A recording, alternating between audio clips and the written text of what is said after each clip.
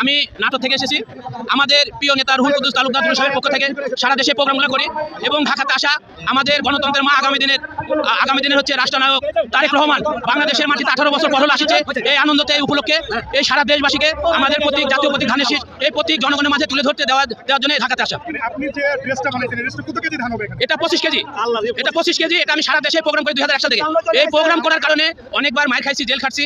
আমার প্রিয় নেতা রুহুল কুদ্দুস তালুকদার সাহেব সে আমাকে একাধিকবার জেল থেকে বাইর করেছে এবং আগামী দিনে দেশবাসীর কাছে প্রত্যাশা এবং উপরআল্লাহর কাছে প্রত্যাশা আমাদের প্রিয় নেত্রী যেন বেঁচে থাকে। আমাদের আগামী দিনের রাষ্ট্রনায়ক তারেক রহমানের প্রধানমন্ত্রী হিসেবে দেখতে চাই।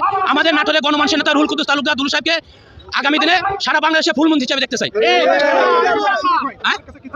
আমি তারেক রহমানের সাথে যদি আল্লাহ দেখার যদি সুযোগ করে দেয়, শুধু তার কাছে দেশবাসীর জন্য চাওয়া এবং যে আগামী দিনে এই নতুন বাংলাদেশ নতুন প্রজন্মে যেন ভালো হবে, এই দেশ যেন চলে এবং আগামী হাতে যেন বিগত দিনে যত 17 বছরে যে আওয়ামী লীগ যে হচ্ছে যে নির্যাতন গুম খুন করেছে, এগুলা রাজনীতি আমার বিএনপি কখনো চায় না, আমরা চাই না। আগামী দিনে তারেক রহমানের কাছে প্রত্যাশা সুন্দর দেশ গড়বেন এবং আমাদের নাটোরের প্রিয় নেতা রুহুল কুদ্দুস তালুকদার সাহেবকে ফুলমন্ত্রী হিসেবে দেখতে চাই নাটোরে।